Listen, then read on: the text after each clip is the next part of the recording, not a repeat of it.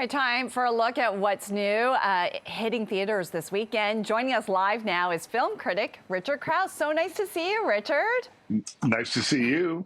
Hey, listen, I'm really excited to discuss these a couple movies that are coming up this weekend because there's a lot of Canadian star power in them. Let's just start with The Adam Project.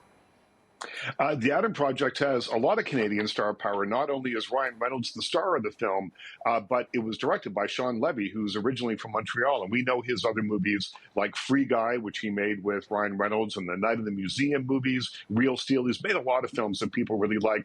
And The Adam Project is one that fits nicely on the shelf next to the other movies that he's made.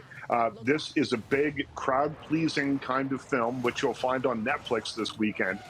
About a time traveler played by Ryan Reynolds who comes back to 2022 to collect his 12 or 13-year-old self, then jump back in time a little bit further to find their late father and get to the bottom of an algorithm secret that he created that might in the future cause a lot of problems. So it's a time travel thing, which can sometimes be a little confusing.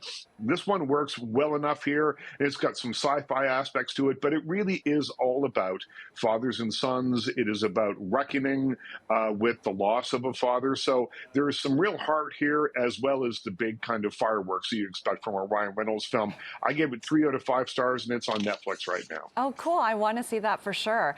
The other one I'm dying to see is Turning Red. There's just so much here for me, being an Asian woman growing up in Toronto. I can't wait to see this. Yeah, I think everyone's going to like this. It's called Turning Red. It's on Disney Plus this weekend. And it's the story of a 13-year-old Asian Canadian girl who is trying to navigate her freewheeling lifestyle, at least what she considers to be a freewheeling lifestyle, her love of a boy band, and the strict guidance of her mother just to move forward in life. And then she discovers that when she becomes really emotional about something, whether it's an argument with her mom or maybe seeing a box full of kittens that are so cute that it brings out an emotional response, she turns into a big, giant red panda. It's a weird and wonderful movie that has lots to say about growing up. It has lots to say about family relationships, about the love of boy bands, which is certainly emphasized here. And it makes Toronto look amazing. The young character in this proudly shows her TTC pass when she gets onto a red rocket streetcar. The showdown at the very end takes place at the Sky Dome. Unabashedly Toronto, unabashedly fun. It's on Disney Plus, called Turning Red, and I gave it 4 out of 5 stars. Yeah, I love the fact that it does pay homage to this great city. Do you think it's going to have relevance, though, to a global audience?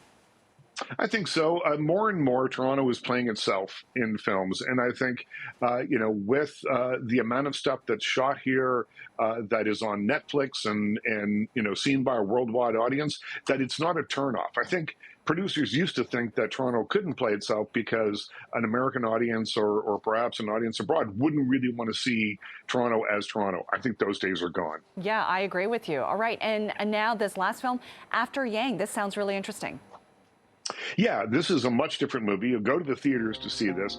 This is slow, contemplative science fiction about a couple who adopts a young Asian girl, and then to help her connect with her heritage, they hire an android named Yang to help be her caretaker and to look after her. When he has a computer chip malfunction and I guess dies when he's no longer functioning, they try and get him repaired, and it leads them down a rabbit hole that leads to Yang's lives before he arrived with this family. They find a memory chip that has some really evocative memories stored on it.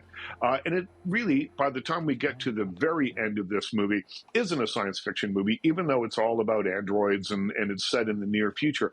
But this really is science fiction about humanity, science fiction about the importance of memory, science fiction about why we relate to one another as humans in the way that we do. So I gave After Yang, now in theaters, 3.5 out of 5 stars. Fantastic, and I love the fact that these films are now available, especially with the kids going on March break, so it'll be fantastic for families to go see them.